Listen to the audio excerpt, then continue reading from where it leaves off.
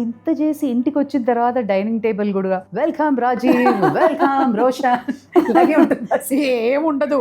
ఎందుకంటే అక్కడ 4 ఎపిసోడ్లు చేస్తున్న మధ్యలో మా అమ్మాయి ఫోన్ వచ్చేది, అమ్మ ప్రాజెక్ట్ వర్క్ ఉంది, నువ్వు తొందరగా ఇంటికి వచ్చేసేయాలి, లేదంటే మా అబ్బాయి ఇంకొక కాల్ వస్తుంది, ఏదో ఒకటి, మా వారు ఏదో ఒకటి అడుగుతారు, మా అత్తగారు ఫోన్ చేస్తారు, మా అమ్మ ఫోన్ చేస్తారు. మా అత్తగారికి మా అమ్మకి ఎలా ఉంటది అంటే, మనం వర్కింగ్ ఉమెన్ అయినా సరే కంప్లీట్ హౌస్ కి సంబంధించిన విషయాలన్నీ చూసుకునేది ఆడవాళ్లే కదా, whatever it may be, a generation అయినా సరే ఇప్పటికి కూడా అదే జరుగుతుంది. Very rarely you see that there are also other men.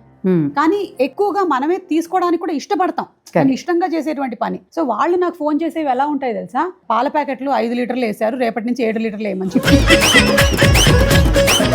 లేదా మా అమ్మ ఫోన్ చేసేసి పాలకూర తెప్పించావు, అసలు మొత్తం కుళ్ళిపోయే ఆకులన్నీ, ఇలా తెప్పిస్తాడా ఎవడైనా పాలకూర అని. అలా ఉంటది అనమాట. ఏది మనం చాలా ఇప్పుడు ఒక వైస్ ప్రెసిడెంట్ ప్రోగ్రామ్ జరగబోతుంది, దాని యాంకరింగ్ కి రెడీ. మనం పాలకూర ఇక్కడ పాలకూర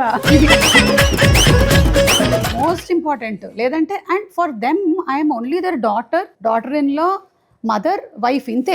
the profession doesn't come there, you are not a celebrity there. ఆ టైంలో how do you take it? అంటే మనం ఫోకస్డ్గా ఉండాలి కదా. ఇది అవును, సింగిల్ టేక్, స్టేజ్ మీద పెద్దవాళ్ళు ఒక పొరపాటు కూడా రాకూడదు. అవును. బట్ ఈ పాలకూర వ్యాపారాన్ని ఎలా హ్యాండిల్ చేస్తావు? అంతే, సేమ్ ఇట్లా పెట్టేస్తాను. మేబీ నేను కూడా అనుకున్నాను భార్గవి, ఈ మధ్య నేను అనలైజ్ చేసి చూసుకుంటే ఎక్స్పర్టైజ్ వచ్చింది దాంట్లో నాకు. ఓకే, అంటే ఒక స్థిత ప్రజ్ఞత అనే వర్డ్ ని నేను చాలా ఏళ్ల క్రితం విన్నాను, వాడాను, అది నేను అయ్యాను అని అర్థమైంది.